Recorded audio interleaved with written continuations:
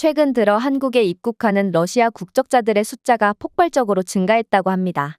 그리고 충격적이게도 이러한 한국에 온 러시아인들의 성별과 연령대는 20, 30대의 여성이 거의 대다수를 차지하고 있다고 하는데요. 그렇다면 이들이 도대체 어떤 이유로 한국으로 쇄도하고 있는 것일까요? 안녕하세요. 저는 러시아 출신의 사샤라고 합니다. 저는 러시아 공영방송인 채널1에서 수석기자로 활동하고 있는데요.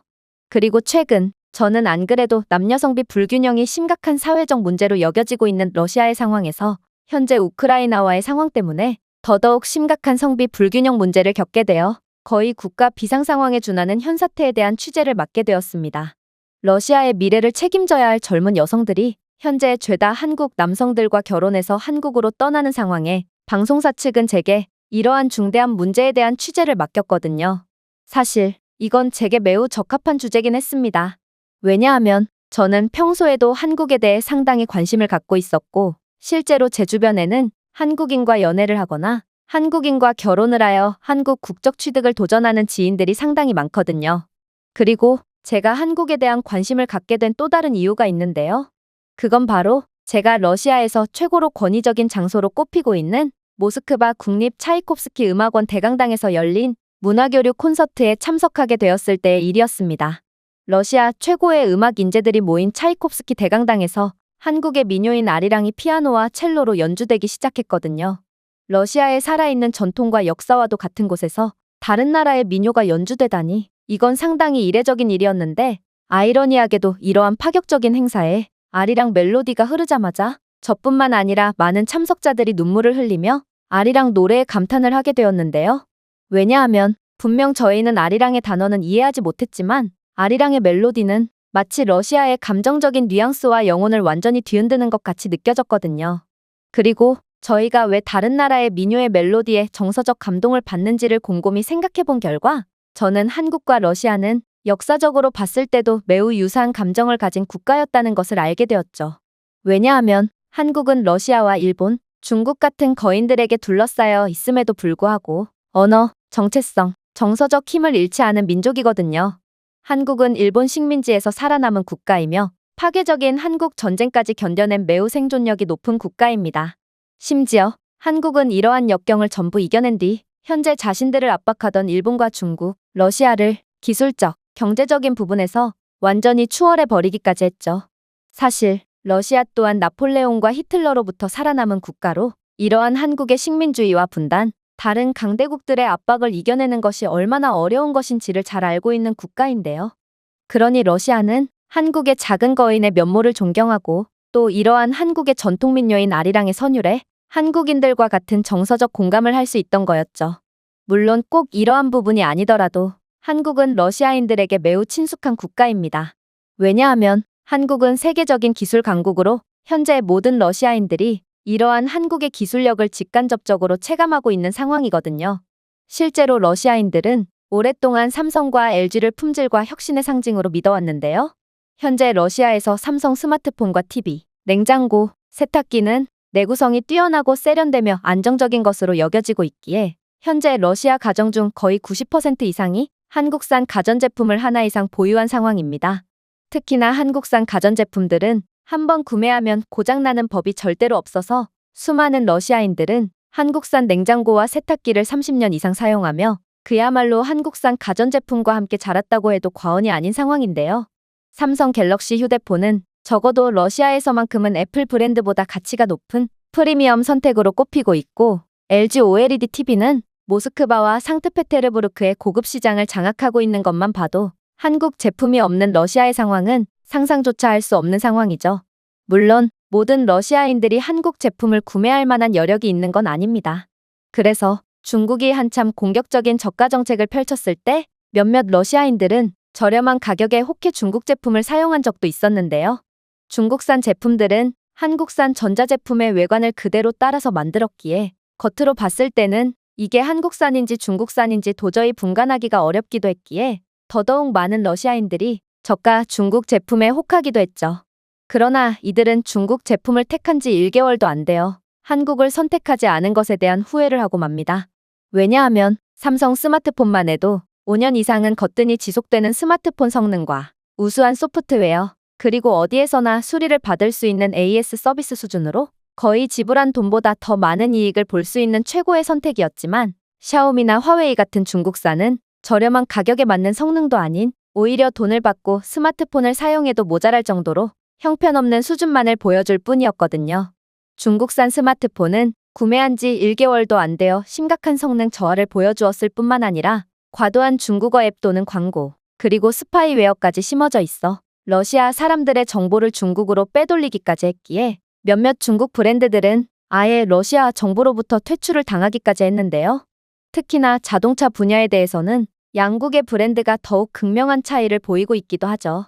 한국의 현대와 기아는 러시아에서 상당한 인기를 끌고 있고 러시아의 극한의 기온 속에서도 상당한 연료 효율성을 보여줌과 동시에 특유의 견고함으로 인해 낮은 유지 보수로 유명하거든요. 거기에 전 세계 최고 수준의 AS 서비스는 덤이고 한국 자동차 브랜드는 AI 음성 명령, 스마트 크루즈, 디지털 대시보드와 같은 혁신적인 기술을 계속해서 개발해내고 있기 때문에 더더욱 러시아인들의 사랑을 독차지하고 있는 상황입니다. 오죽했으면 러시아에 변변한 차량 브랜드가 없는 이유가 바로 현대와 기아 같은 한국 브랜드가 러시아의 극한의 조건 속에서도 문제없이 운행할 수 있을 정도로 강력한 성능을 자랑하기 때문에 러시아는 차량을 굳이 만들어낼 필요가 없기 때문이라는 말까지 있을 정도니 한국이 러시아에 미치는 영향력은 상상 그 이상이라고 할 수 있죠. 반면에 중국산 차량은 러시아의 극한의 기온 상황에서 차량 자체가 그냥 멈춰버린다거나 아무리 새 차더라도 꼭 결함이 발생하기 때문에 적어도 러시아인이라면 절대로 중국산 차량만큼은 구매하지 않습니다. 차량은 목숨과도 직결되는 부분이거든요. 이러한 러시아의 한국과 중국에 대한 호감도 차이는 최근에 있었던 양국에서 진행한 국가수주 이후에 더더욱 극명하게 갈리게 되었는데요. 러시아의 카잔시는 한국과 스마트시티 인프라 계약을 체결했고 러시아의 옴스크시는 비용 절감의 이유로 중국과 인프라 계약을 체결했거든요. 그리고 이러한 두 도시의 선택의 결과는 매우 충격적일 정도로 갈리게 되었죠. 일단 한국과 계약을 맺은 카잔시는 KT가 개발한 실시간 AI 조정 기능이 있는 스마트 교통신호 시스템의 도입 덕분에 단 12개월 만에 교통사고가 35%나 감소하는 기적적인 결과를 도출했고 삼성 SDS가 개발한 모션 센서와 에너지 절약 기술을 갖춘 IoT 가로등을 통해 에너지 비용을 33% 절감하는 파격적인 효과를 냈는데요. 특히나 비정상적인 행동을 인식하여 범죄나 사고가 발생하면 자동으로 당국에 연락을 주는 한국의 AI CCTV가 공공장소에 설치된 이후로는 카잔시의 범죄율은 급격하게 줄어들어 언론에까지 보도되는 결과를 도출해냈기에 러시아 국민들 모두는 한국과 함께한 덕분에 완벽한 도시로 거듭나게 된 카잔을 부러워하며 전국 각지의 지자체장들은 한국과 스마트시티 인프라 계약을 맺기 위해 동분서주 바쁘게 움직이고 있는 상황입니다. 그러나 중국과 계약을 했던 옴스크시에는 완전히 정반대의 처참한 상황이 펼쳐지고 있는 상황이죠. 옴스크는 공공감시, 가로등, 비상 대응 시스템을 현대화하려고 했고 저렴한 비용에 혹해 중국을 선택했지만 결국 참담한 결과를 받아들여야 했거든요. 일단 화웨이가 설치한 수천 대의 얼굴 인식 CCTV는 중국산 클라우드 서버를 기반으로 제어되고 있었는데 이러한 정보가 전부 해킹당해서 러시아 시민들의 위치와 생체 인식 데이터가 전부 유출당하는 사태가 일어났는데요. 또한 러시아에서는 너무도 흔한 눈보라만 쳤다 하면 중국이 구축한 AI 교통신호가 얼어붙어 교통체증이 더욱 심화되었고 한 번은 중국산 카메라가 수천 명의 시민을 잘못 식별하여 주차 위반 또는 과속 벌금을 엉뚱한 사람에게 부과한 적도 있습니다. 심지어 모든 중국산 장비에는 스파이웨어가 심어져 있었고 이를 통해 취득한 정보는 중국 정부에 의해 관리되고 있었는데요. 급기야 중국 정부는 러시아에서 수집한 데이터를 이용해 불법적인 감시 및 기밀 취득을 하고 있었다는 사실이 밝혀지게 되었고 이를 파악하게 된 러시아 당국은 이러한 옴스크시에 도입했던 중국산 장비를 전부 철거할 것을 명령했고 결국 옴스크시는 중국 시스템을 제거하기 위해 추가적인 금액까지 사용하는 엄청난 손해를 봐야만 했죠. 결국 이러한 일련의 상황들을 겪은 러시아인들은 자연스럽게 중국을 배척하고 한국을 좋아하며 의존할 수밖에 없던 것입니다. 실제로 러시아 내에 한국의 인기가 얼마나 대단하던지 러시아에는 아예 도시 자체가 한국과 별다를 바가 없을 정도로 바뀐 곳도 있는데요. 한국과 가장 인접해 있는 러시아 항구 도시 블라디보스토크에는 리틀 서울로 불리는 동네가 존재하고 많은 러시아인들이 리틀 서울로 관광을 가고 있는데 이곳 거리에는 한국식 바비큐 레스토랑, 한글 간판, K-팝이 흘러나오는 한국풍의 카페들이 줄지어 늘어서 있고 영어 학원보다 한국어 학원이 훨씬 더 많으며 심지어 지역 상점들도 한국의 삼각김밥, 바나나 우유, 소주를 수입품이 아닌 일상 필수품처럼 판매하고 있는 상황입니다. 뭐 꼭 리틀 서울이 아니더라도 방탄소년단 영화가 개봉했을 때 서울보다 블라디보스토크에서 더 빨리 매진되었을 정도니 러시아에서의 한국에 대한 인기는 상상을 아득히 초월한다고 할 수 있을 것 같습니다. 특히나 러시아 전역에서는 러시아어를 듣고 싶다면 시내로 가고 한국어를 듣고 싶다면 대학 옆 커피숍을 방문하시오라는 말까지 있을 정도로 현재 러시아 젊은 층들은 영어보다 한국어를 더욱 많이 배우고 있는데요. 특히나 이러한 러시아인들의 기존의 한국 사랑에 더해 현재 러시아 남성들이 매우 부족해진 상황에서 러시아 여성들은 더더욱 한국 남자들을 찾아 헤매고 있는 것입니다. 사실 한국 남성들은 러시아 여성들이 좋아하는 면모를 전부 다 갖추고 있기도 했습니다. 일단 한국 남성들은 기본적인 매너가 몸에 밴 사람들인데요. 그들은 여성들을 위해 문을 열어주는 것부터 식당 등에서 직원들에게 자연스럽게 안녕하세요, 감사합니다와 같은 인사를 건네는 친절한 사람들이거든요. 또한 한국 남자들은 만난 지 얼마 안 된 사이더라도 인도를 걸을 때 여성을 위해 자연스럽게 차도 쪽으로 걷던가 여성을 만지거나 더러운 말을 하는 타입의 사람들이 전혀 아니기에 이러한 자연스러운 매너는 러시아 남성들과 비교되며 더욱 큰 인기를 얻을 수밖에 없던 것입니다.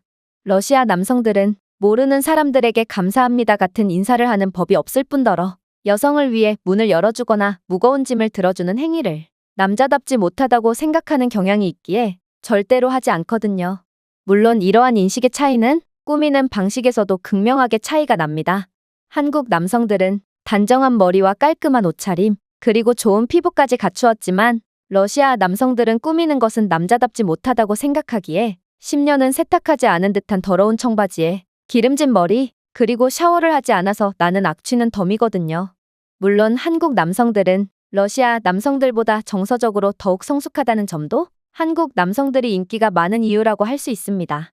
한국인들은 치열한 경쟁 환경에서 열심히 공부하고 또 열심히 일하는데 여기에 더해 의무적으로 군대에 복무까지 해야 하기에 명확한 목표를 갖고 안정적인 일을 하는 경우가 대부분이거든요. 그러나 러시아 남성들은 나이가 들어서도 아직도 정서적으로는 불안정한 경우가 많습니다. 러시아 남성들은 미래를 위해 저축을 하거나 공부를 열심히 하는 경우가 거의 없으며 하루 벌어 하루 사는 경우가 대부분이거든요. 그러나 러시아 여성들이 한국 남성들을 선호하는 가장 결정적인 이유는 따로 있죠. 그건 바로 음주 습관입니다. 한국 남성들도 물론 술을 마시지만 이들은 사회적 환경에서 술을 마시고 늘 자제력을 유지하거든요. 한국 남성들은 술에 취하더라도 자신의 연인을 택시까지 데려다주는 매너를 잊지 않지만 러시아 남성들은 종종 폭음 습관에 빠지며 술에 취해 공공장소에서 난동을 부리거나 연인에게 폭행을 가하는 경우도 많은데요. 러시아 남성과의 모든 데이트는 보드카에서 시작해서 보드카로 끝나며 러시아 여성들 사이에서는 연인 관계에서 러시아 여성들의 역할은 남자들에게 보드카를 따라주며 그가 과음을 해서 신발에 해버린 토를 닦아주는 것이라는 우스갯소리까지 있을 정도니 러시아 남성들의 음주 문화가 얼마나 심각한지는 두말할 것도 없는 것입니다. 또한 데이터에 따르면 매년 약 14,000명의 러시아 여성이 가정폭력으로 사망하는 것으로 추정되는데요. 심지어 러시아에서는 뼈가 부러질 정도로 맞는 것이 아니면 경찰이 출동하지도 않을 뿐더러 최근에는 일부의 가정폭력을 비범죄화하여 여성이 폭력을 당해도 신고조차 못하도록 만들었기에 더더욱 한국과 비교되는 상황이죠.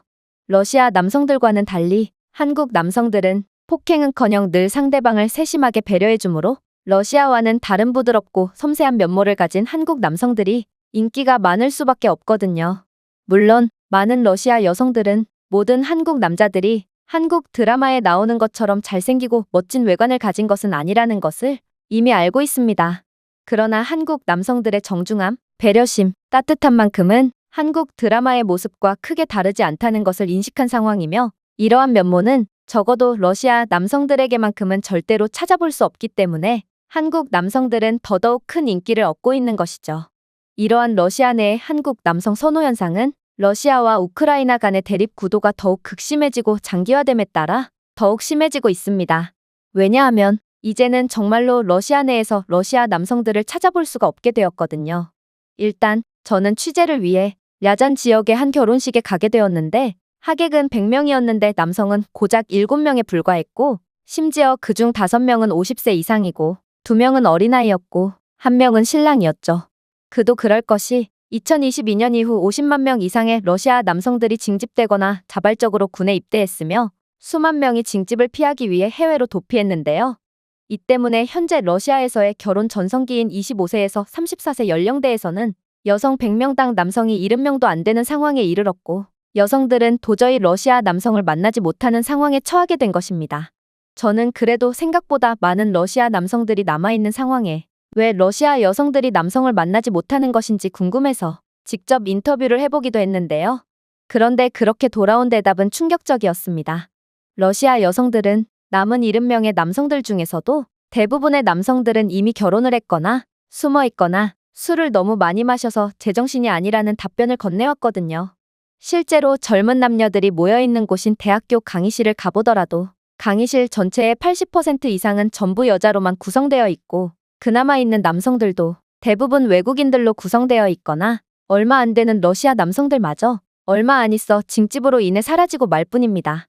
저는 모스크바에서 데이팅 앱을 통해 새로운 파트너를 구하고 있다는 20대의 러시아 여성을 인터뷰해 보기도 했는데 그녀는 애초에 앱에는 90% 이상이 여성들로만 가득 차 있는 상황이고 어쩌나 남성을 만나게 되더라도 두 번째 데이트를 이어나가기도 전에 전부 징집이 되어 떠나버린다며 푸념을 했는데요. 그도 그럴 것이 현재 쿠르스크와 부랴티아의 몇몇 마을에는 40세 미만의 건강한 남성이 단 한 명도 남아있지 않은 아파트 단지가 있을 뿐더러 일부 시골 지역들에서는 젊은 남성들이 아예 남지 않게 되어버리기까지 했거든요. 그래서 러시아 여성들은 더더욱 한국 남성들에게 집착을 하기 시작한 것입니다. 현재 러시아 텔레그램 및 유튜브에서는 한국인과 결혼, 서울로 이주, 한국 남자 찾는 법 등의 검색어가 연이어 1등을 차지하고 있는 상황이고 실제로 러시아 여성들은 한국 남성들과의 새로운 시작을 위해 직접 한국으로 찾아가기까지 하는 상황인데요. 더 놀라운 점은 한국 남성을 찾아 한국으로 떠났던 러시아 여성들 대부분은 실제로 만나게 된 한국 남자나 한국에 대해 실망하지 않고 그대로 한국에 눌러 사는 경우가 대부분이라는 충격적인 통계가 공개되었다는 것입니다. 사실 이건 정말 믿기지가 않는 상황이었어요. 제 생각에 러시아는 유럽 국가들과 정서적 인종적으로 더욱 잘 맞을 거라고 생각했기에 러시아 여성들은 아시아 국가인 한국에서 잘 적응하지 못할 거라고 짐작했거든요. 그러나 저는 이들과 영상통화를 통해 인터뷰를 하게 되자마자 충격적인 사실을 전해 듣게 되었죠. 바로 한국은 이제 모든 방면에서 완벽한 육각형의 국가가 되었고 유럽 선진국들보다도 훨씬 더 메리트가 큰 국가로 발돋움한 상태였거든요. 일단 한국은 기술 강국일 뿐만 아니라 K-팝과 한국 드라마 등을 기반으로 한 엔터테인먼트 및 예술 분야에서도 큰 두각을 드러내고 있는데요. 따라서 러시아에서 온 여성들도 충분히 사회에 적응할 수 있을 만큼 양질의 일자리를 보장하고 있었고 월급도 웬만한 유럽 선진국들보다 높았기에 모두가 유럽보다도 한국에 가고 싶어 했던 것입니다. 하지만 가장 놀라운 점은 따로 있는데요. 바로 많은 러시아 여성들이 한국이 서방 국가보다 정서적으로 더 편안하다고 느낀다고 말해왔기 때문입니다. 개인주의 문화에 찌든 유럽 국가들과는 달리 한국인들은 일상생활에서 상당히 예의가 발랐으며 특히 여성을 위한 높은 안전성 및 가족과 공동체에 대한 강조를 하는 문화를 가진 국가였기에 대부분의 러시아 여성들이 다른 유럽 국가들 대신 한국을 선택했던 거였죠. 일단 그 중에서도 안전 문제는 러시아 여성들이 하나같이 입을 모아 칭찬하는 부분이었는데요. 모든 러시아 여성들은 밤에 두려움 없이 혼자 걷는 경험은 한국에서 처음 해봤고 어두운 밤에 외출이라는 행위를 할 수 있다는 것을 한국에서 처음 알게 되었다며 다들 경악을 금치 못하는 반응을 보였거든요. 물론 한국인들은 전혀 공격적이지도 않았고 외국인인 자신들에게 최고의 안전과 안정감을 보장해 주었다며 하나같이 한국을 극찬하는 반응을 보이더군요. 또한 이들은 한국은 러시아의 전통과 마찬가지로 가족, 겸손, 감정의 깊이를 중시한다는 국가였고 이러한 부분이야말로 자신들이 유럽 국가들에서보다 더욱 큰 안정감을 느끼는 부분이라고 주장했는데요. 한국은 노인에 대한 자리양보 및 배려 등을 통해 어르신에 대한 존경심을 보이는 국가며 가족 중심의 문화이기 때문에 러시아의 문화와는 이질감이 거의 없다며 적응하는 데 시간이 전혀 필요가 없는 국가라고 했죠. 그러나 역시나 러시아 여성들이 한국에서 가장 큰 만족감을 보이는 부분은 바로 한국 남성에 관한 부분이었습니다. 현재 대전에 거주 중이라는 20대 여성 엘레나는 한국 남성들은 무슨 일이 있어도 목소리를 높이지 않는다며 현재 자신이 교제하고 있다는 40대 한국인 남성과 진지하게 결혼을 생각하고 있다는 답변을 건네왔거든요. 자신은 한국 남자를 만나기 전까지만 해도 남자가 미안하다는 말을 할 줄 아는 사람들이라는 것을 전혀 몰랐지만 한국 남성들은 잘못을 인정하고 자존심을 내려놓을 줄 아는 자상한 사람들이라며 극찬을 이어갔고 술을 먹어도 폭력적으로 변하지 않는다며 자신은 한국에서 평생을 살기로 결정했다는 대답을 해오더라고요. 똑같이 20대의 나이인 아나스타샤 또한 자신의 아버지는 술에 취한 채 어머니를 폭행해서 사망하게 만들었음에도 고작 징역 3년을 선고받았을 뿐이라며 러시아를 맹렬히 비판하면서도 한국은 러시아와는 완전히 다른 국가라며 입에 침이 마르도록 칭찬을 이어나갔는데요. 자신의 아버지는 집안일을 도와주기는커녕 하루가 멀다 하고 술을 마시고 매일같이 살림살이를 깨부쉈지만 자신이 결혼한 40대 한국 남성은 집안일과 요리, 육아에 자주 관여하고 심지어 자신이 열이 났을 때 수프를 만들어주고 약과 꽃까지 사다 주었다며 이건 러시아에서 죽었다 깨어나도 볼 수 없는 모습이라며 한국 생활에 만족하는 반응을 보였습니다. 그러나 가장 소름 돋는 점은 따로 있었습니다. 바로 한국은 생각보다도 훨씬 발전된 선진국이었다는 것이죠. 자신은 그동안 러시아야말로 최강의 강대국이라는 교육을 받아왔고 한국은 그저 기술력이 조금 발전되었을 뿐인 작은 국가라는 생각을 갖고 한국에 오게 되었다는 20대 여성 나탈리아는 한국에 입국하자마자 5분도 채 기다리지 않고 입국 심사를 마칠 수 있었다며 경악을 하는 반응을 보였는데요. 셰레메티예보 공항에서는 특유의 느리고 비효율적인 수속 과정 때문에 줄이 얼마 없더라도 공항 전체가 마비되는 것이 부지기수인데 한국의 인천공항은 모든 수속 과정을 AI 시스템으로 대체한 상황이었고 결국 자신은 엄청난 줄이 있었음에도 5분 만에 수속을 완료할 수 있었다며 혀를 내두르더라고요. 물론 수속 이후에도 놀라운 일은 계속되었다고 했습니다. 인천공항의 로봇 청소부는 인간 청소부를 대체한 상태였고 24시간 동안 일하며 공항을 항상 청결한 상태로 유지시켰다고 했는데요. 또한 공항 곳곳에는 열선 바닥이 있었기에 폭설로 인한 비행기 사고를 최소화해 놓은 상황이라고 했죠. 그녀는 러시아의 주요 공항이라고 꼽히는 도모데도보나 풀코보 공항은 여전히 낡고 혼잡한 터미널과 기본적인 청결 유지조차 안 되고 있지만 인천공항은 그와는 차원이 다른 모습을 자랑하고 있었다며 극찬을 이어나갔죠. 그녀의 한국에서의 첫인상은 러시아는 한국에 비한다면 끔찍하게도 가난한 국가임을 느끼기에 충분했기에 자신의 그동안의 러시아에서의 생활의 회의감마저 느끼게 되었다며 허탈해했는데요. 물론 구멍투성이에 부서진 인도화 도로 그리고 도착할지 말지도 확신할 수 없는 러시아의 형편없는 대중교통과는 달리 한국에서는 모든 인도 및 도로 포장 상태가 늘 최고로 유지되고 있었고 버스와 지하철은 단 1분의 시간 오차도 없는 정시성을 자랑했기에 한국에서는 자가용을 이용하는 것보다 대중교통을 이용하는 것이 훨씬 빠르고 편리했다며 엄지손가락을 치켜 올렸는데요. 그녀는 러시아에서는 대중교통을 기다리다가 얼어 죽는 경우도 있지만 한국 대중교통은 정시성을 자랑했을 뿐더러 전용 스테이션은 자신의 방보다 훨씬 깔끔하고 편리했다며 이런 게 바로 선진국의 인프라구나 싶어 혀를 내두를 수밖에 없었다고 하더라고요. 물론 한국의 버스 및 지하철에는 공기정화 장치와 열선 시트, 그리고 초고속 무료 와이파이까지 제공되었는데 이건 러시아에서는 고급 호텔쯤은 가야 제공되는 부분이라며 다시금 놀라움을 표했습니다.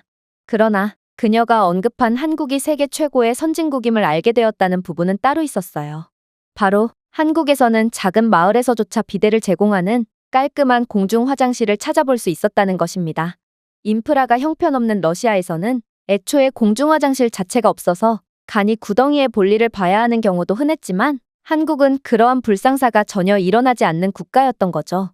또한 그녀는 한국에서는 태풍 같은 천재지변 상황에서도 늘 온수와 전기가 보급된다며 온수와 전기가 24시간 연중무휴로 공급될 수 있는 건지를 한국에서 처음 알았다며 경악의 반응을 보였는데요.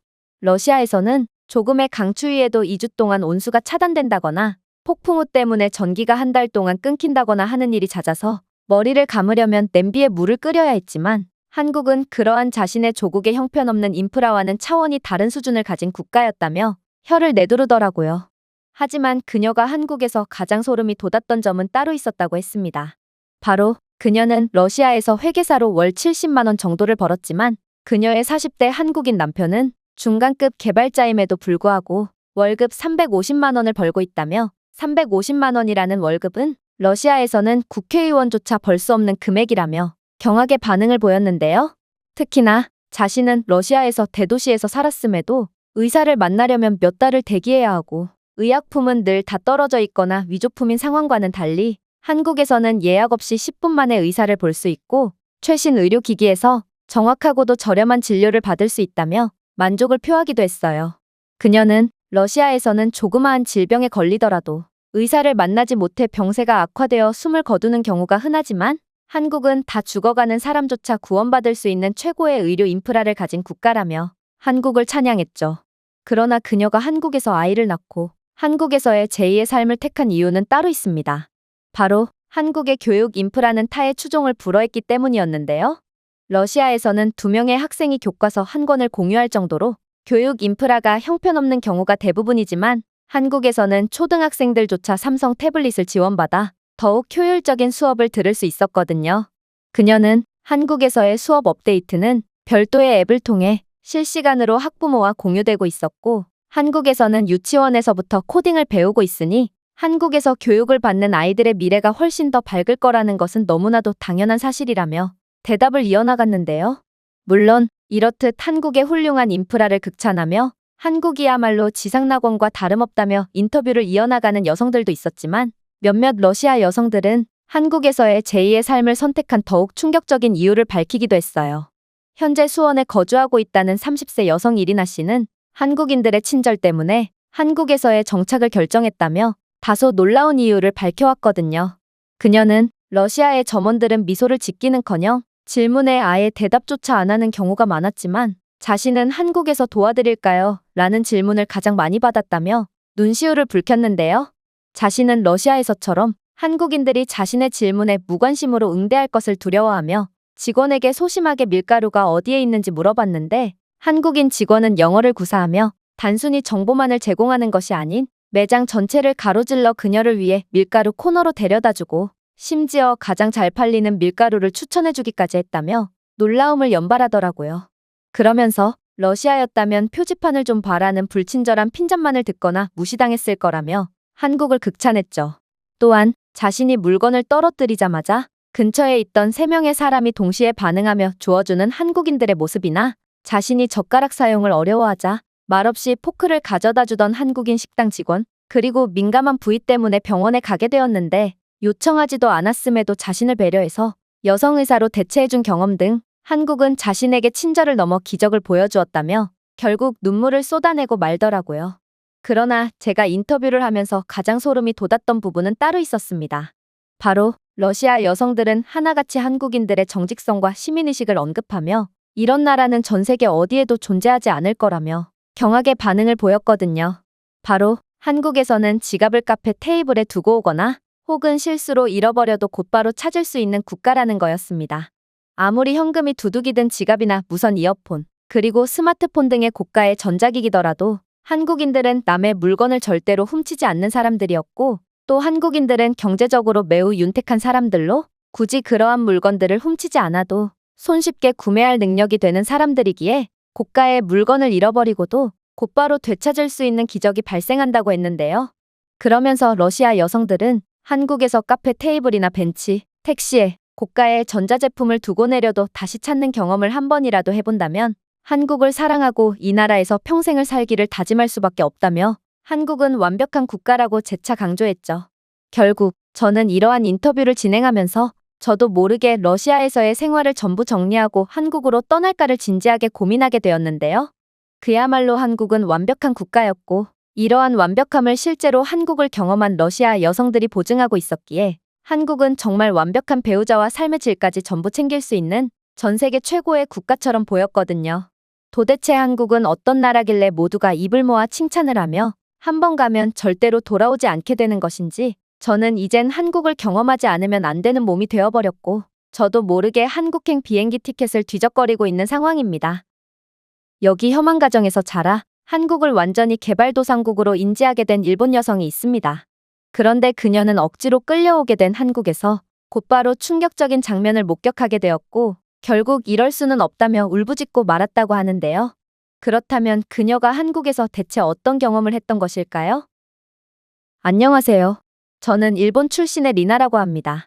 저는 일본인 아빠와 영국인 엄마 사이에서 태어난 혼혈로 태어난 곳은 일본이지만 거의 대부분의 삶을 영국에서 살았기에 사실 일본에서의 기억은 그리 많지 않은데요. 하지만 제 피에는 일본인으로서의 정체성이 짙게 흐르고 있었습니다. 그도 그럴 것이 제 아빠뿐만 아니라 일본인이신 할아버지까지 제게 항상 일본인으로서의 자긍심을 잊지 않아야 한다며 엄한 교육을 하셨거든요. 그리고 그러한 자긍심의 원천은 바로 한국에 대한 반감으로 시작되었습니다.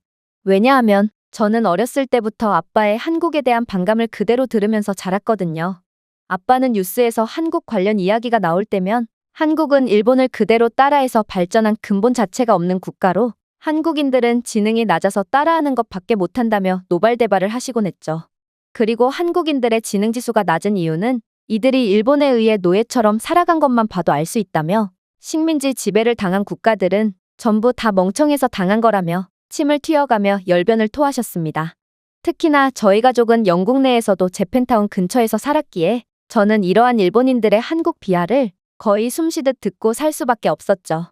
일본인들은 영국인들과 함께 있을 때는 매우 예의 바른 척을 했지만 자신들끼리 모일 때는 무자비한 한국 비하와 남 헐뜯기를 해댔거든요. 특히나 이러한 일본인들의 한국 비하는 시간이 갈수록 더욱 거세져만 갔는데요. 왜냐하면 제가 어렸을 때까지만 해도 분명 일본은 한국보다 경제적으로 더욱 부유하고 기술적으로도 뛰어난 국가였지만 이제는 한국이 일본보다 더욱 잘 살게 되었다는 증거가 속속들이 공개되고 있는 상황이거든요. 사실 이는 영국에서 살고 있는 제 입장에서는 더더욱 피부로 와닿는 부분이었는데요. 분명 예전에는 영국에서 아시아 문화는 기껏해야 일본 문화가 다였으나 지금의 영국은 한국에 거의 미쳐있는 상황이기 때문입니다. K-팝과 한국 드라마는 말할 것도 없고 한국 음식부터 해서 한국 브랜드의 모든 제품들까지 현재 영국에서는 코리아만 붙었다 하면 불티나게 소비가 되는 상황이거든요. 또한 한 나라의 부유함의 척도를 나타내는 1인당 GDP의 경우 진작에 한국이 일본을 능가한 상황이고 영국 내에 한국인들이 밀집해서 거주하는 지역의 경우에도 분명 제가 어렸을 때만 해도 일본인 밀집 구역보다 훨씬 가난하고 열악했지만 지금은 그 처지가 완전히 역전되어 버린 상황이었죠. 그러나 문제는 일본인들은 이러한 증거들은 전부 한국이 날조를 통해 조작한 것들이라며 한국이 일본을 앞지를 운명이었으면 왜 100년도 안 되는 근대에 일본에 의해 무참히 짓밟히고 노예가 되었겠냐며 이것만 봐도 한국은 도저히 성공이라는 것을 할 수가 없는 운명이라며 비하를 이어나갔다는 것입니다. 그러면서 현재 한국 문화가 영국에서 인기를 끌고 있는 이유는 한국인들이 영국의 각종 단체에 홍보 명목으로 뒷돈을 찔러줬기 때문이고 한국의 1인당 GDP가 높아 보이는 이유도 한국이 원화 환율을 의도적으로 조작해 인위적으로 GDP를 부풀렸기 때문이며 한국인들은 비효율적으로 오래 일하고 스트레스를 많이 받기 때문일 뿐이므로 사실상 의미가 없는 수치라는 말을 하기도 했어요. 이러한 주장을 제외하더라도 전 세계 역사를 통틀어봐도 식민지 지배를 받았던 피지배 국가가 지배 국가보다 잘 살게 되는 경우는 단 한 건도 없기도 했기에 저는 이러한 명확한 증거 때문에 정말로 한국을 선진국인 척하는 개발도상국이자 일본의 모든 것을 베끼는 염치 없는 국가라고 생각할 수밖에 없었습니다. 물론 저는 이러한 한국에 대한 반감으로 뒤덮인 환경 속에서 자라다 보니 저도 자연스레 한국을 싫어하고 한국의 실제 모습은 개발도상국쯤일 뿐이라고 생각하게 되었죠. 하지만 그러던 와중 저는 영국에서의 대학 생활 중에 충격적인 강의 하나를 듣게 되었습니다. 그건 바로 한국에 관한 강의였는데 교수님은 향후 세계 패권을 뒤흔들 국가가 어디가 될 거냐는 다소 뜬금없는 질문을 건네더니 이내 미국이나 유럽연합이라고 말하는 학생들의 대답을 일축하며 미래 패권국은 확실히 한국이 될 수밖에 없다며 말도 안 되는 주장을 해왔거든요. 그래서 저는 아빠에게 들은 그대로 교수님께 반박을 하기 시작했죠. 교수님은 그저 한국의 선진국인 척에 속아 넘어간 것일 뿐이에요. 한국은 국가 차원에서 사기를 치는 국가로 실상은 일본 기술을 그대로 따라하기만 하는 한심한 국가거든요. 도대체 이런 국가가 어떻게 세계 패권을 줄 수가 있단 말인가요? 하지만 교수님은 어처구니가 없다는 듯 픽 웃더니 이내 생각지도 못했던 충격적인 말을 해오기 시작하더군요. 글쎄요, 학생. 저는 학생의 어떤 부분부터 바로잡아줘야 할지 감조차 안 가는군요. 학생은 지금 저와 동시간대를 살고 있는 게 맞나 싶은 생각까지 들 정도거든요. 사실 학생의 말이 완전히 틀렸다는 건 최근 있었던 사우디아라비아의 원자력 발전소 수주건만 봐도 알 수 있습니다. 원자력 기술은 그야말로 기술의 끝판왕이라고 불리는 분야고 웬만한 선진국이 아니라면 엄두조차 못 내는 기술이거든요. 그래서 원자력 분야는 일본이나 프랑스 같은 기존의 선진국들이 독식을 하던 분야였고 실제로 30조 원이라는 막대한 보수가 걸려있는 이 사업에 일본뿐만 아니라 여러 기술 강국들이 전부 뛰어들었습니다. 하지만 결과적으로 한국이 이번 수주에서 압도적인 모습을 보이며 경쟁에서 승리했고 이건 그야말로 기존의 세계 판도가 완전히 바뀌는 상황이라고 봐도 과언이 아닌 모습이었죠. 학생의 논리가 성립되려면 이 수주에서 마땅히 일본이 한국을 꺾었어야 정상이 아닐까요? 하지만 한국은 생각보다도 훨씬 더 놀라운 국가였습니다. 생각해보세요. 몇 년 전까지만 해도 한국은 분명 원자력 강국이라는 평가를 받긴 했지만 그래도 프랑스와 일본이라는 견고한 벽에 가로막혀 성능보다는 가격으로 경쟁력을 보여줘야 하는 도전자의 입장이었습니다. 하지만 불과 몇 년 사이에 한국은 이 모두를 압도하는 믿기지가 않는 기술력을 들고 나왔죠. 일단 한국은 소름 돋는 친환경 기술력을 준비해 왔는데요.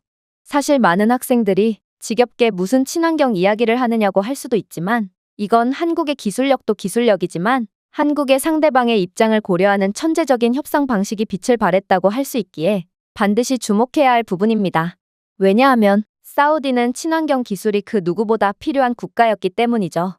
사실 사우디아라비아는 상당한 자원 강국이고 이러한 자원을 수출에 막대한 부를 쌓았다는 사실을 모르는 학생들은 거의 없을 것입니다.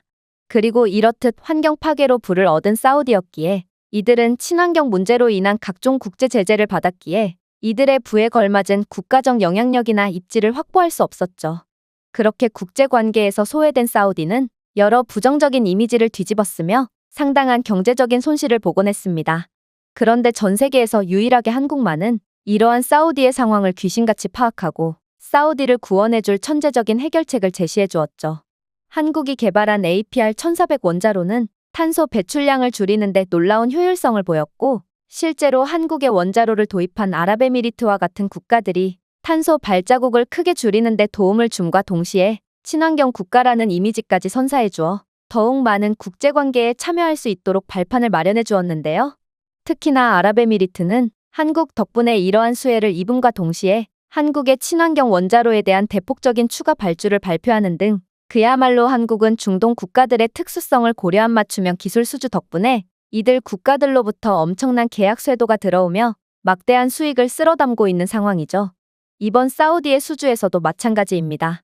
한국의 APR-1400 원자로는 사우디아라비아의 연간 이산화탄소 생산량을 기존 화석 연료에 비해 약 2천만 톤 감소시켰고 동시에 원자로의 첨단 폐기물 저감 기술 덕분에 일본의 ABWR 원자로에 비해 방사성 폐기물 배출량이 30% 적은 상황인데요. 이 말은 만약 사우디가 이번 한국의 친환경 기술을 앞세운 원자력 기술을 수입하게 된다면 사우디는 아랍에미리트처럼 친환경 국가라는 긍정적인 이미지를 갖게 될 것이고 그렇게 된다면 그동안 사우디가 그토록 바라마지 않던 국제관계 개선과 국제적 영향력 확대라는 두 마리 토끼를 전부 잡을 수 있게 되는 셈입니다. 그리고 이러한 친환경 원자로는 전 세계에서 오직 한국만이 개발한 상황이기에 한국은 사우디를 포함한 중동 지역 전체를 주무르며 막대한 돈을 쓸어 담고 있는 중인 것이죠. 또한 한국의 원자로 기술은 세계 최초로 AI 기반 연료 관리 시스템을 통합하여 핵연료 주기를 최적화하고 연료 사용량을 20% 이상 연장하여 연료 의존도를 크게 낮춘 상황인데요. 이러한 한국이 자체 기술력으로 개발한 알고리즘은 원자로 연료 수요를 예측하고 최적화된 연료 주기를 예약하며 사우디의 원자로 주기당 20%가량의 핵연료 사용을 줄이는 중이고 이는 사우디는 한국과의 계약을 통해 연간 2,500억 원의 비용을 절감한다는 뜻이기에 사우디 입장에서는 세계에서 기술적으로 가장 진보된 한국을 선택할 수밖에 없던 것입니다. 그러나 한국의 가장 소름돋는 면모는 따로 있죠. 바로 한국은 다른 국가들에서는 엄두조차 못 냈던 사우디의 극명한 한계점을 완전히 깨부숴준 말도 안 되는 면모를 보여주었거든요. 일단 사우디는 극한의 사막 기후를 가지고 있고 거기에 극심한 물 부족까지 겪고 있는 국가입니다. 그래서 원자로에 대한 유지보수 비용도 훨씬 많이 들며 자칫하면 원자로를 짓는 비용보다 유지하는 데 더 많은 비용이 들 수도 있는 배보다 배꼽이 큰 경우가 발생할 수도 있죠. 그러나 한국은 특유의 미친 기술력으로 기존의 APR-1400 원자로를 사우디의 혹독한 사막 기후를 위해 맞춤형 설계를 완료해버립니다. 프랑스나 일본은 사우디의 극한의 환경에 백기를 들었지만 한국은 첨단 수동 냉각 기술을 개발하여 최대 55도의 극한의 사막 더위에서도 72시간 동안 원자로 안전을 자율적으로 유지하도록 했고, 사막 모래 침입 방지를 하는 첨단 소재 보호 시스템을 추가하여 원자로의 수명과 신뢰성까지 전부 챙기는 모습을 보여주었거든요. 특히나 일본의 경우 중동 지역의 보급한 원자로에서 상당한 성능 저하가 일어나서 법적 분쟁까지 벌이고 있는 중이지만, 한국이 아랍에미리트에 건설한 바라카 원자력 발전소는 극한의 조건 속에서도 조금의 성능 저하도 일어나지 않고 있는 중인 것을 고려한다면 한국의 이러한 기술력은 더욱 신뢰를 받았다고 할 수 있죠. 물론 일본이 중동 지역에 건설한 원자로는 이곳 지역에서 물먹는 하마 취급을 받으며 애물단지 취급을 받고 있는데요. 안 그래도 물이 부족한 중동 지역의 특성에도 불구하고 일본의 ABWR 원자로는 더더욱 비효율적인 모습을 보이고 있고, 원자로 하나를 위해 먼 곳에서 냉각수를 끌어오는 각종 돈이 많이 드는 인프라까지 추가적으로 필요했기에 일본과 계약을 맺었던 대부분의 중동 국가들은 자신들의 결정을 땅을 치고 후회하고 있습니다. 특히나 일본의 ABWR 원자로 설계는 후쿠시마와 유사하게 비상 상황에서 외부 전력에 의존하기 때문에 일본과 계약한 중동 국가들은 혹여라도 제2의 후쿠시마 사태가 터지진 않을까 하며 계속해서 유지 보수 비용에 큰 돈을 사용하고 있죠. 그러나 한국은 이번에도 일본과는 차원이 다른 기술력을 선보였습니다. 한국은 전통적인 원자로에 비해 물 소비를 70% 이상 줄일 수 있는 특수 건식 냉각 하이브리드 시스템을 통합했고, 이는 일본의 전통적인 물 집약적 냉각 기술보다 훨씬 우수했거든요. APR-1400의 설계는 공냉 기술을 통합하여 귀중한 담수 자원에 대한 의존도를 크게 줄일 수 있었죠. 즉, 한국이 제안한 해결책은 매년 약 6천만 입방미터의 담수를 절약하여 사우디아라비아의 심각한 물 부족 문제를 직접 해결했다는 것입니다. 특히나 한국의 원자로는 그 구조상 외부 전력에 의존하지 않아도 되기 때문에 제2의 후쿠시마 사태가 터질 염려도 전혀 없죠. 사실 이러한 한국의 해결책은 사우디를 완전히 감동시키기도 했는데요. 사우디는 바보가 아니고 그동안 여러 국제 제재 때문에 막대한 손해를 겪고 있음에도 끝까지 원자력 발전소를 건설하지 않았던 이유는 사우디가 고집이 세기 때문이 절대로 아니었거든요. 그저 사우디는 세계에서 가장 극심한 물 부족을 겪고 있는 국가기에 자칫하다 물 부족으로 원자로 냉각에 실패해 대참사가 벌어질 수도 있었기에 울며 겨자 먹기로 발전소 건설을 미뤄왔던 것입니다.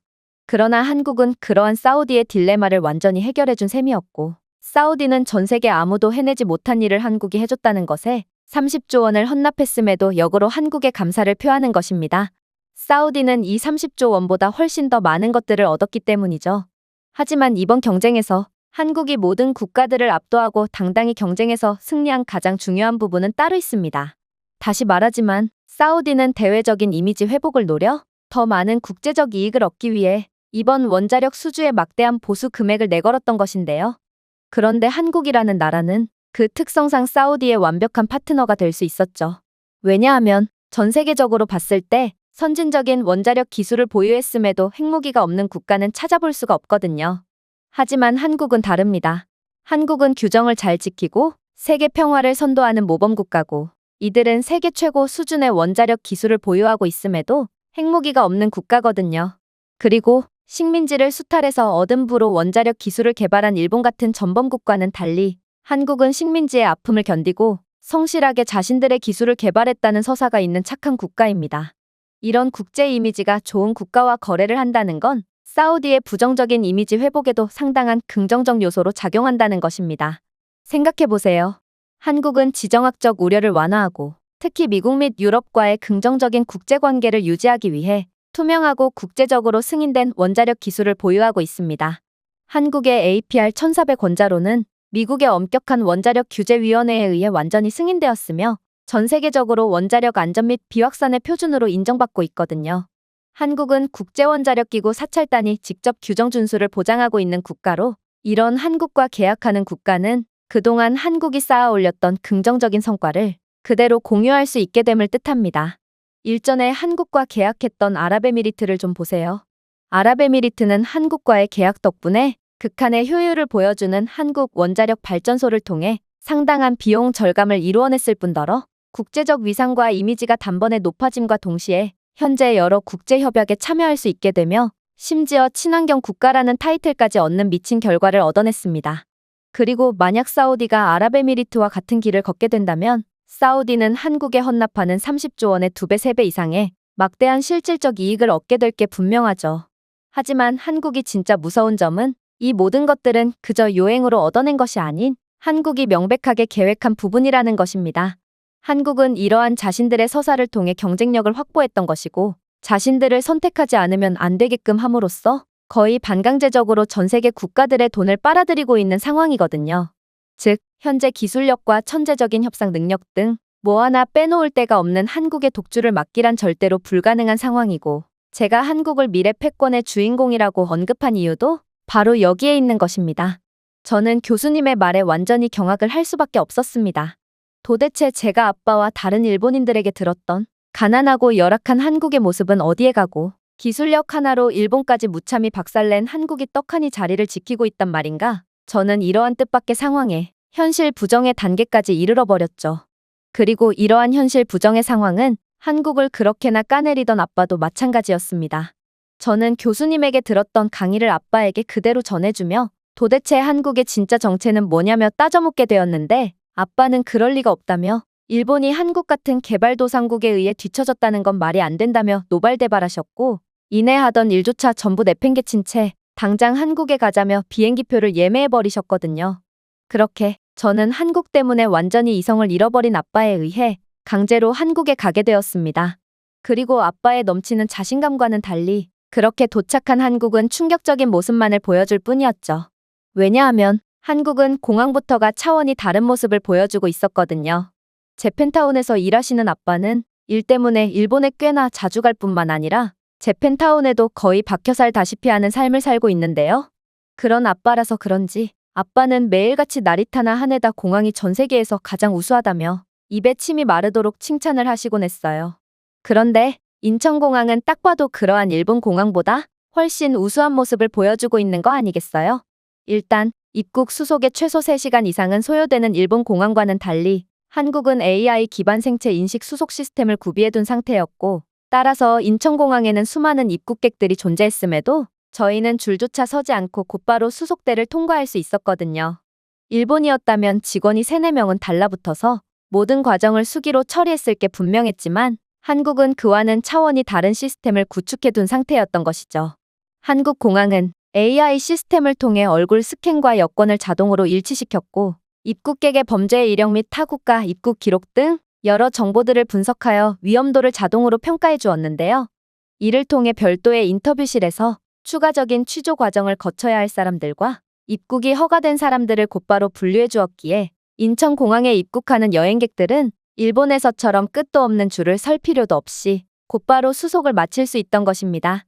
아니, 분명 아빠는 한국은 일본의 모든 것을 베낀 개발도상국으로 기술력이랄 게 전혀 없는 열악한 국가라고 했는데 도대체 한국은 어느 틈에 이 정도로 우수한 기술을 개발했다는 말인가? 저는 30년 동안 정체되었던 일본과는 차원이 다른 수준을 보여주는 한국에 그저 혀를 내두를 뿐이었습니다.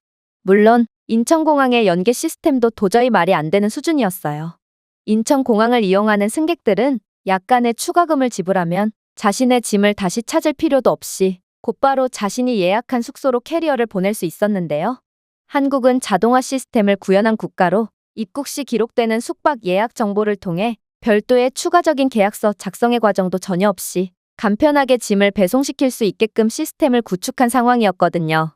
심지어 공항의 특성상 외딴 지역에 떨어져 있어 인프라 및 대중교통의 수혜를 전혀 받을 수 없는 것과는 달리 한국은 공항에 마저 버스와 기차, 지하철까지 전부 이어져 있었기에 이러한 짐 배송 서비스는 한국에 믿을 수 없을 정도로 높은 수준의 대중교통 인프라와 맞물려 더욱 빠르고 정확하게 배송이 가능하다고 했습니다. 사실 이건 정말 말도 안 되는 상황이었습니다. 저는 분명 한국을 개발도상국쯤이라고 알고 있었는데 도대체 어떤 개발도상국이 이 정도로 무지막지한 대중교통 인프라를 가질 수가 있겠어요? 공항처럼 외딴 곳에서 마저 기차와 버스, 지하철, 택시를 전부 이용할 수 있을 정도면 한국은 세계 최고 수준의 인프라를 가지고 있다고 봐도 무방한 상황이었습니다. 그러나 아빠는 이러한 압도적인 한국의 모습에 얼굴이 새빨개지면서도 한국은 보여주기에 미쳐있는 기형적인 국가라는 것을 잊었냐며 한국은 분명 공항처럼 외국인들이 자주 이용하는 곳에만 이러한 훌륭한 인프라를 집중시켜 놓은 게 분명하다며 세계 최고의 대중교통 인프라를 가진 국가는 단연 일본이라며 억지를 부리더라고요. 일본의 외진 곳에는 택시조차 이용할 수 없음에도 아빠는 한국에 대한 반감에 사로잡혀 완전히 정신을 잃어버린 모양이었죠. 아무튼 그렇게 저희는 한국의 짐 배송 시스템과 대중교통 인프라를 누리며 가벼운 발걸음으로 지하철에 탑승하게 되었습니다. 그런데 저는 지하철에 탑승하자마자 충격적인 경험을 하게 되었습니다. 그건 바로 아빠의 세뇌에 의해 한국은 완전히 열악한 국가라고 인식하게 된 영국인 엄마가 한국에 온 저희가 걱정된다며 영상통화를 걸었을 때의 일이었는데요. 저는 무의식 중에 영상통화를 받아버렸고 아빠는 이러한 제 모습에 경악을 하며 화를 내기 시작했거든요. 리나, 너 지금 뭐 하는 거야? 영상통화에 소요되는 데이터 비용이 얼마나 비싼 줄 알기나 해? 당장 전화를 끊지 못해? 하지만 아빠는 그러한 외마디 비명소리를 내지름과 동시에 뭔가 모순이 있다는 사실을 눈치채신 모양이었습니다. 아빠는 화를 내다 말고 마치 귀신이라도 본 듯 기겁을 하는 반응을 보였거든요. 그도 그럴 것이 이러한 지하철에서 데이터가 터진다는 것 자체가 이상한 상황이었거든요. 영국에서는 지하철에서 통화 신호조차 제대로 안 터지는 게 현실이고 일본에서는 그나마 상황이 낫지만 통화만 간신히 연결될 뿐 데이터는 거의 터지지 않는 게 현실입니다. 그런데 그렇게나 열악한 인프라를 가지고 있다던 한국에서 지하철에서 영상통화까지 받을 수 있다니, 그것도 선명한 고화질의 영상통화가 가능하다니, 이것만 봐도 한국은 상당한 수준의 인프라를 가진 선진국이라는 것을 여실히 증명하는 꼴이었던 것이죠. 하지만 더욱 경악스러웠던 점은 따로 있었습니다.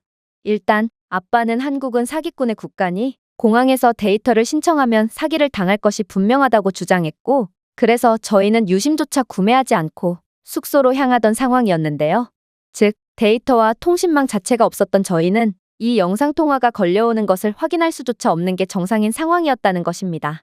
그런데 이 영상통화는 어떻게 걸려왔다는 말인가? 저는 이러한 불가사의한 상황에 스마트폰에 귀신이라도 씌인 건가 싶어 얼굴이 창백하게 질려버렸는데요. 그런데 아빠는 겁을 먹은 기색이 역력해하는 반응을 보이더니 이내 뭔가를 확인하고는 이럴 수는 없다며 머리를 감싸주는 거 아니겠어요? 그리고 아빠가 가리킨 것을 보게 되었을 때 저는 완전히 까무러칠 수밖에 없었죠.